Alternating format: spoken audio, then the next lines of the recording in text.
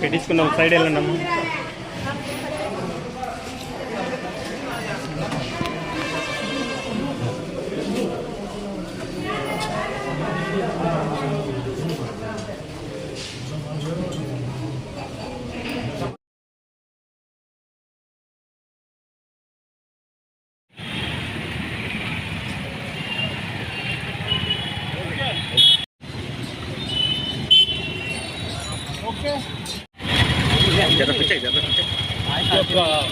Avoid single use plastic అనేటువంటి కార్యక్రమంలో భాగంగా ఈరోజు మేము మున్సిపాలిటీ వాళ్ళము ఒక కార్యక్రమం చేపట్టాం. అదేంటంటే ఇంకా ఈరోజు మేము క్లీనింగ్ కార్యక్రమం పెట్టాం. అలాగే మా ఆఫీసులో కూడా శుభ్రం చేసుకున్నాం. అందులో భాగంగానే టోకన్ అడ్వాన్స్గా ఈ యొక్క సింగిల్ యూజ్ ప్లాస్టిక్ అవాయిడ్ కార్యక్రమాన్ని మున్సిపాలిటీ నుంచి ప్రారంభిస్తున్నాం. అందులో భాగంగా ఈరోజు మాకున్నటువంటి వర్కర్స్ ఎవరైతే ఈరోజు పారిశుద్ధ కార్మికులు ఇతర వాళ్ళు స్టాఫ్ అందరికీ కూడా ఈరోజు లంచ్ ఏర్పాటు చేయడం అయింది. ఆ లంచ్ కార్యక్రమంలో భాగంగా ఏంటంటే ఎక్కడ కూడా మేము ప్లాస్టిక్ ప్లేట్ కానీ ప్లాస్టిక్ గ్లాస్ కానీ వాడలేదు.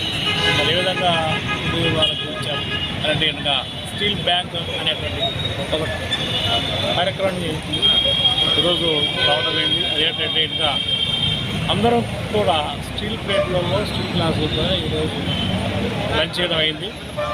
సో దీని యొక్క ఉద్దేశం ఏంటంటే ప్లాస్టిక్ను అవాయిడ్ చేస్తూ పర్మనెంట్గా ఎక్కడైనా కానీ ఫంక్షన్స్ కానీ ఇంకోటి కానీ ఉంటేనగా ఇన్ఫర్మేషన్ ఇస్తే కనుక మీకు ఎన్ని ప్లేట్లు ఎన్ని గ్లాసులు అవసరం ఉంటాయో అన్నీ మేము ఒక ఆర్గనైజేషన్ ద్వారా సప్లై చేయబోతాము.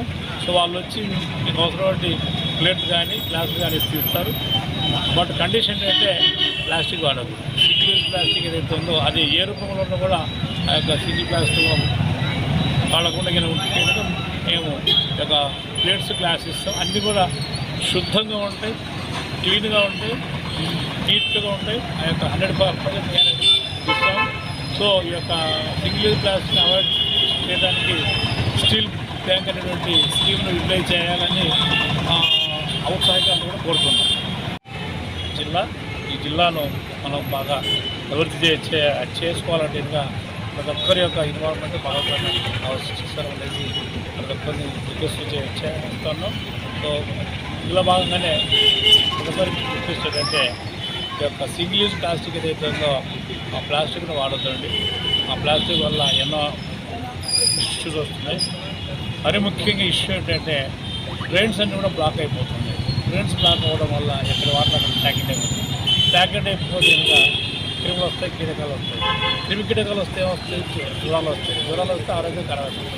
ఆరోగ్యం ఇదైతే హాస్పిటల్స్లో డబ్బు వృధా అయిపోతుంది. సో ఇదంతా ఉదాహరణ లిఖితపడి ఉండేవారు కాబట్టి మనమందరం కూడా ఆరోగ్యంగా ఉండాలి.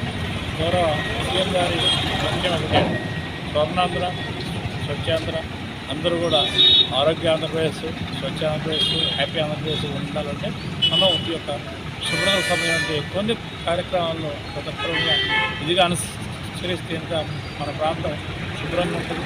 శుభ్రంగా ఉంటే ఆరోగ్యం ఉంటుంది. సో శుభ్రతయే ఆరోగ్యం, ఆరోగ్యమే సంపద. ఈ యొక్క ఆరోగ్యం ఎప్పుడు కాబట్టి ప్రతి ఒక్కరూ పాటిద్దాం.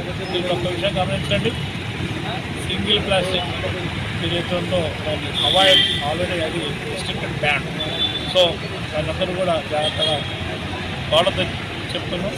అలాగే వినియోగదారులకు రిక్వెస్ట్, అలాగే షాపుల వాళ్ళకు సేల్ చేయొద్దని చెప్తున్నాం. అలాగే హోల్సేల్ షాపుల వాళ్ళకు చెప్తున్నామండి. హోల్సేల్ షాపుల వాళ్ళు సింగిల్ యూజ్ ప్లాస్టిక్ను సేల్ చేయొచ్చు, హోల్సేల్ తేవద్దని చెప్తున్నాం. రైట్స్ కూడా ఉంటాయి, దీన్ని గమనించుకోవాలి మీరు. సో మళ్ళీ రేపు ఇలా అలా చేసి ఎలాంటి ఇన్ఫ్లుయెన్స్ కూడా స్కోప్ ఇవ్వం కూడా. సో దీన్ని గమనించుకొని పట్టణ యొక్క శుభ్రతకు ప్రతి ఒక్కరు కూడా సహకరించాలి. దీన్ని ప్రింట్ అండ్ ఎలక్ట్రానిక్ వాళ్ళు విధిగా ప్రచారం చేయాలి. చేస్తే అందరూ బాగుంటుంది. అన్నీ కూడా రెగ్యులేషన్ ప్లానింగ్ అనేటువంటి యాక్టివిటీ స్టార్ట్ అవుతుంది. సో ప్రతి ఒక్కరు కూడా వీళ్ళకి సంబంధించినటువంటి స్పేస్ ఎంత ఉంటుందో ఆ స్పేస్ వాళ్ళు ఆడుకోవాలి. ట్రాఫిక్ ఎక్కడ డిస్టర్బెన్స్ చేయవలసి కోరుతున్నాం. అలాంటి ఏమైనా మీరు వస్తే కనుక ఆ ప్రకారంగా రూల్ ప్రకారం ఏం సేవలో అదే చేయబోతున్నాం. స్వర్ణాంధ్ర, స్వచ్ఛాంధ్ర, స్వచ్ఛనంద్యాల అనేటువంటి కార్యక్రమాలు ఈరోజు గౌరవ మంత్రివర్యులు కలెక్టర్ గారు అలాగే కలెక్టర్ గారు కలిసి చేయడం. ఇందులో భాగంగానే ఒక ఇంపార్టెంట్ ఏరియాను క్లీనింగ్ పెట్టడం అలాగే డీజిల్ ట్రైన్ కార్యక్రమం భాగంగా బొగ్గాదు నగర్ రోడ్డు నిర్మాణంలో ఒకవైపు ట్రైన్ బాగా ప్రాబ్లం జరిగింది. సో ఈరోజు డీజిల్ ట్రైన్ అలాగే ఎన్క్రోచ్మెంట్ తీయడం ప్రజలు గమనించాలి, గుర్తించాలి. సో జరిగినటువంటి కార్యక్రమాలు